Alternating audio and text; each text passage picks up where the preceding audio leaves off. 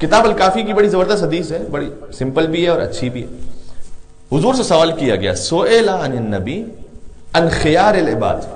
حضور سے سوال کیا گیا کہ یا رسول اللہ یہ بتائیے گا کہ بہترین بندے کون سے ہوتے ہیں جنہیں اطمینان ہوتا ہے اپنے نفس پر.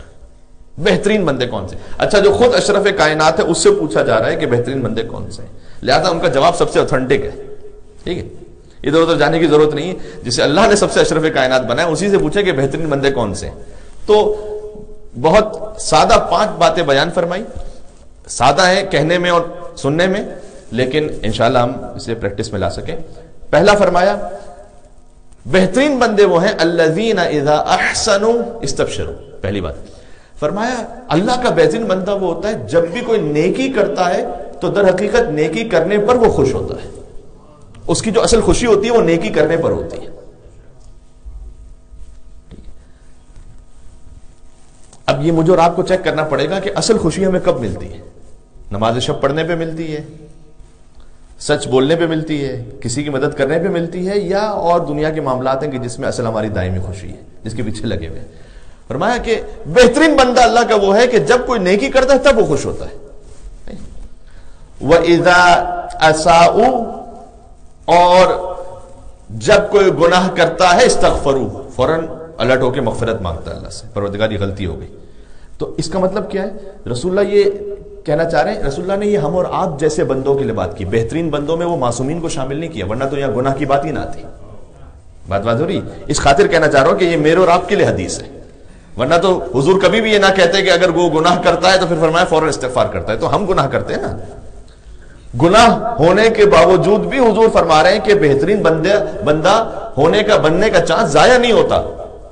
اگر گناہ کرنے کے بعد فوراً الرٹ ہو جاؤ، استغفار کر لو، اللہ قبول کرے گا. پہلی بات، جو نیکی کرتے ہیں تو خوش ہو جاتے ہیں نیکی پر، گناہ کرتے ہیں تو استغفار کرتے ہیں. وَإِذَا أُعْطُوا شَكَرُوا، جب بھی کچھ عطا ہوتا ہے تو شکر کرتے ہیں، طغیان نہیں کرتے، سرکشی نہیں کرتے. کوئی اللہ کی طرف سے نعمت عطا ہوتی ہے شکر کرتے. وَإِذَا ابْتَلَوْا صَبَرُوا، مصیبت میں مبتلا ہوتے ہیں تو شکوہ نہیں کرتے، صبر کرتے. وَإِذَا غَضَبُوا عَفَوْا، اور جب غضبناک ہوتے ہیں تو غصے کا اظہار نہیں کرتے، معاف کر دیتے. 5 باتیں یاد رہیں گی انشاءاللہ میرے لیے، آپ کے لیے. یہ کچھ پوائنٹس ہو جاتے ہیں تو ہو سکتا ہے کہ کسی کے لیے کوئی پہلا پوائنٹ، کسی کے لیے تیسرا پوائنٹ، ہر ایک اپنے اپنی زندگی میں انالیسس کرے کہ میرے لیے کیا اس وقت ضروری ہے. جب عجیب ہے یعنی کلام امیر المومنین ہے، بہت خوبصورت کا. مولا کے نام پر ایک مل کے صلوات بھیجیں محمد و آل محمد پر.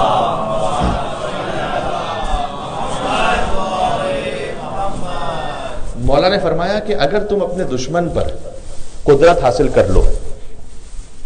ایک شخص ہے کہ جس نے آپ کو بڑا پریشان کیا، چاہے وہ فیملی لائف میں ہو، چاہے وہ کسی اور معاملے میں ہو، بزنس میں ہو، کسی اور آپ کے پروفیشنل ورک میں ہو.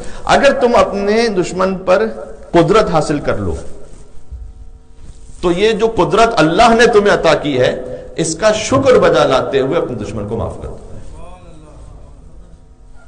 یہ بھی عجیب ہے. یعنی یہ ذرا سوچو کہ یہ طاقت بھی مجھے کہاں سے آئی تھی؟ اللہ ہی کی جانب سے آئی تھی. تو اس طاقت کا شکر کرتے ہوئے معاف کر دو.